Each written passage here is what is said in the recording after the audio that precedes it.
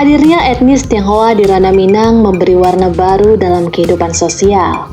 Hal ini terlihat jelas di Pasar Tanah Kongsi, pasar tertua Kota Padang yang memperlihatkan asimilasi secara harmonis. Walau berbeda budaya dan agama, namun kerukunan antar keduanya terjalin hangat dan akrab.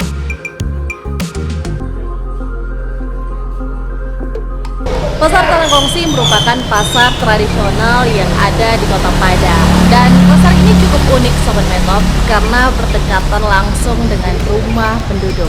Nah, bagi kamu atau bagi siapapun yang datang ke pasar ini pasti akan mengira bahwa ini bukan pasar karena sangat dekat dan menyatu banget dengan rumah penduduk.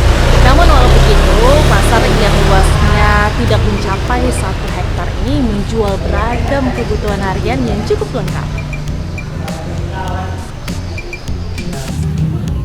Pasar ini telah dibangun pada abad ke-20 di atas tanah milik seorang kapten Tionghoa yang bernama Li Masai. Keberadaan pasar ini pun tidak lepas dari perkembangan Padang tempo dulunya.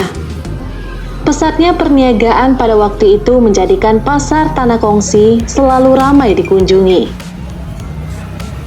Nah, saat ini saya sudah masuk ke dalam pasar Tanah Kongsi dan tentunya pasar ini bersih banget Sobat Metop, tertata dengan rapi dan seperti yang kita lihat di belakang kita ini sudah ada hiasan lampion di setiap sudut ruangan. Nah, tentunya pasar ini menjual beragam kebutuhan yang cukup lengkap seperti kebutuhan harian, ada sayur, cabai, buah-buahan, hingga beragam kebutuhan lainnya. Walau dikenal dengan pasar etnis Tionghoa, namun pedagang yang berjualan di sini kebanyakan suku Minangkabau. Hal ini karena banyaknya etnis Tionghoa yang beradu nasib ke kota lain. Mengenai pasar Tanah Kongsi ini, dulunya milik pribadi yang artinya yang milik pribadi ini waktu itu yang punya etnis dari Tionghoa. Nah, pasar ini dibagi menjadi 2 bagian sebenarnya, yaitu pasar bagian dalam dan pasar bagian luar. Dan tentunya di bagian dalam ini dihuni dengan masyarakat suku Minangkabau. Walaupun dikenal dengan pasar Tanah Kongsi, pasarnya etnis Tionghoa, namun tidak ada tuh konflik dagang antara kedua etnis ini atau kedua suku. Mereka menjalin suatu komunikasi dengan aman, dan tentunya semua makanan yang dijual itu merupakan makanan yang halal sehingga masyarakat yang berbelanja di sini bisa berbelanja dengan nyaman dan aman tentunya. Proses jual beli di pasar ini juga berjalan lancar.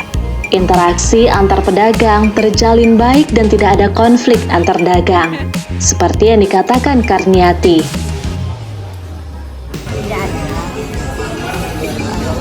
Ya, kalau pelanggan dia, kalau pelanggan saya,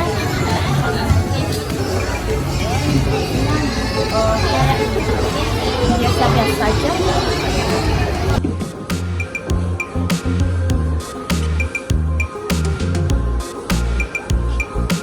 Setelah mengitari pasar bagian dalam, saya akan langsung ke pasar bagian luar dan melihat apa saja sih yang ada dan dijual di sana.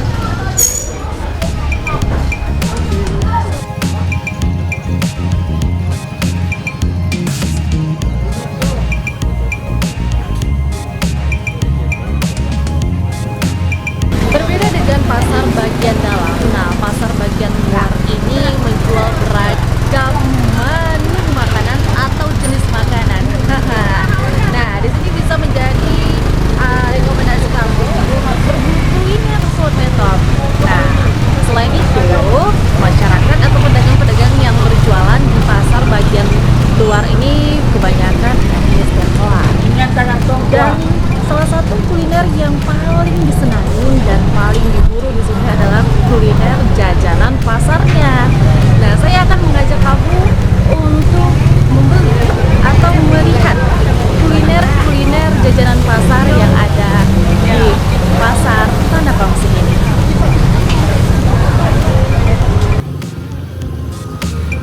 sini banyak etnis Tionghoa yang berjualan menu makanan. Dan tidak seperti kota-kota lain pada umumnya, masyarakat Tionghoa di Kota Padang justru menggunakan bahasa Minang daripada bahasa Hokkien.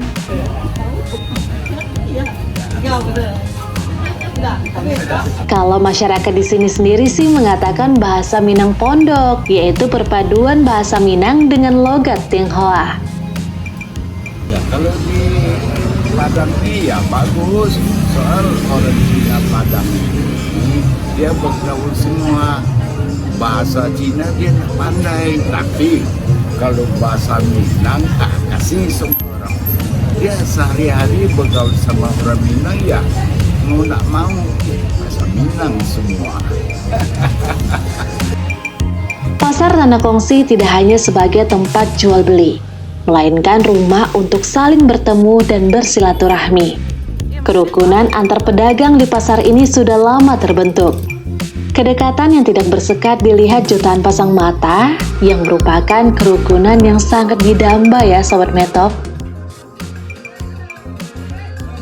Jejak peradaban etnis Tionghoa di Kota Padang masih terlihat nyata dan jelas dengan bukti peninggalan sejarah yang hingga kini terawat dengan baik.